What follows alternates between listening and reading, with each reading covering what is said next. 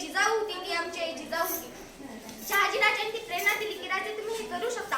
आऊसाहेबांनी ते स्वप्न दाखवलं की राजे तुम्हाला स्वराज्य निर्माण करावं लागेल.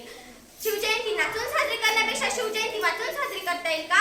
शिवाजी महाराजांचे विचार आम्हाला नसानसात मिरवता येतील का? एक अष्टपैलू व्यक्ती महत्व म्हणून शिवाजी महाराजांकडे बघता येईल का? शिवाजी महाराजांकडे बघता येईल का? 350 वर्षापूर्वी माझा देव जर भगवा घेऊन लढला नसताना तर आज औरंगजेबाच्या औलादींनी संपूर्ण भारत वेचून करून सोडला असता. त्यामुळे आम्हाला फक्त एवढंच माहितीये, आज अस्तित्वात आहे संपूर्ण हिंदुस्थानी प्रजा. कारण फक्त एकच, माझा शिवछत्रपती राजा, माझा शिवछत्रपती राजा.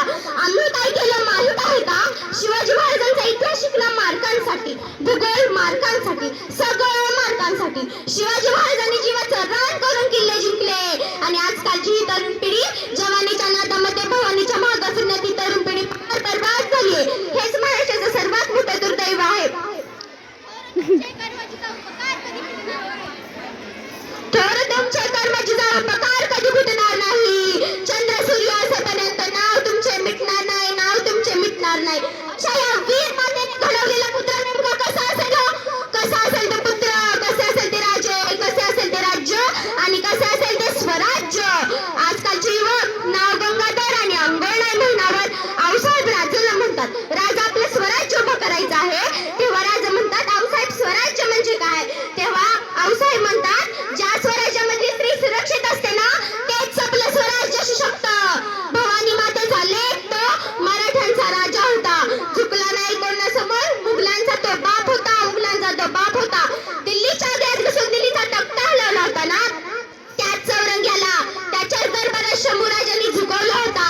मरण डोळ्यासमोर आलं तरी अख्खं मुघल सैन्य हलवलं होतं. शोधून शोधून दमला तो बहादूर खान. आणि त्याला काय माहिती होतं? या सह्याद्रीच्या दऱ्याखोऱ्यात फक्त तिघच फिरू शकतात, पहिला वाघ, दुसरा वाघ आणि तिसरे मराठे.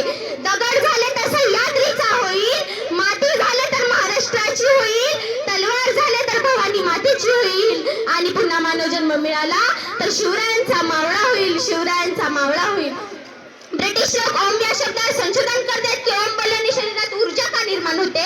पण मला असे वाटते खरं संशोधन तर शिवछत्रपती शिवाजी महाराज या नावावर करायला हवे.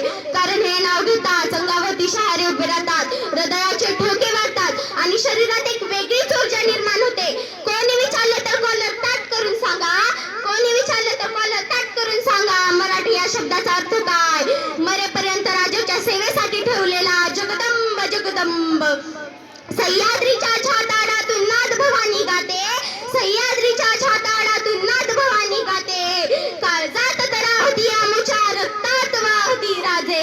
तुफान गर्जतो वाघ ओफतो वाघ मराठी माझा, वाघाची चाल गरुडाची नजर, स्त्रियांचा आदर आणि शत्रूचे मर्दन, असे होते शिवछत्रपती शिवाजी महाराजांचे वर्तन. ताजमहाल तर प्रेमाची निशाणी आहे, ताजमहाल तर प्रेमाची निशाणी आहे. तर शिवनेरी किल्ला एका सिंहाची कहाणी आहे, एका सिंहाची कहाणी आहे. आपण काय करतो? शिवजयंती आली की दारू पिऊन गुटखा खाऊन नाचतो. अरे आपल्या राजानं काळा चौकात आणि संकटाच्या नगरात कधीच व्यसन केलं नाही. मित्रांनो सांगायला लाज वाटते, या शिवशंभूच्या महाराष्ट्रात कित्येक मावळ्यांना दारू पिल्याशिवाय शिवनेरी चढता येत नाही. याची शिवकंठी काय?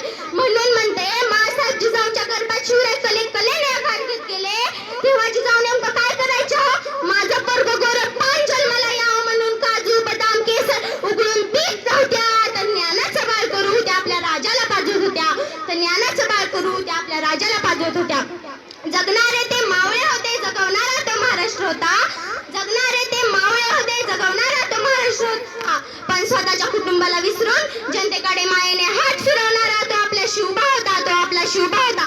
स्वराज्यासाठी शत्रूला आयुष्यभर लढला होता. प्रतापगडच्या पायथ्याला अफजल खानाला फाडला होता. पुण्यात जाऊन शाहिस्ते खानाला पुरता कोंडला होता. पुरंदरच्या पायथ्याला मिर्झा शिरचातुर यांनी लढला होता. आग्र्याला